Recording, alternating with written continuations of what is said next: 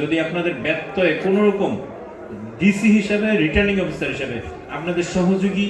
ভাবার সুযোগ পান যে ডিসি সাহেব একটা কথা বললে হয়তো এটা সমাধান হবে, I am always open for you. আমি সরাসরি প্রেসের সামনে বললাম, একদম অবাধ, সুষ্ঠু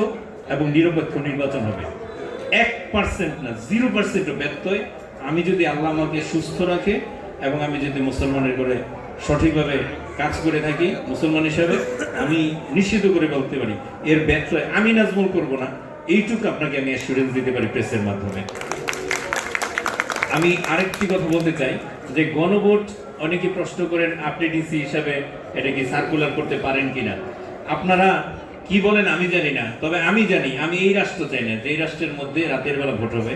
আমি এই রাষ্ট্র চাই না যে রাষ্ট্রের মধ্যে কেউ গুম হয়ে যাবে, আমি এই রাষ্ট্র চাই না যে যখন মন চায় তখন সংবিধান চেঞ্জ করবে, আমি এই রাষ্ট্র চাই না যখন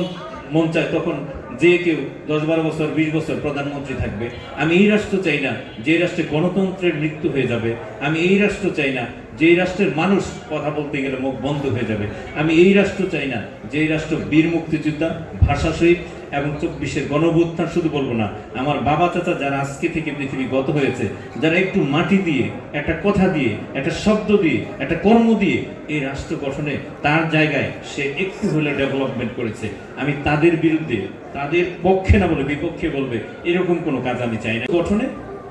কি করবেন, অংশীদার হবেন, সেটা হচ্ছে গণভোট দিবেন। গণভোট আপনি চয়েস করবেন, গো থ্রু দি পেপারস, কি কি লেখা আছে সেটা যদি আপনার চয়েস হয় সেটা পক্ষে দিবেন, যদি চয়েস না হয় সেটা আপনার চয়েস।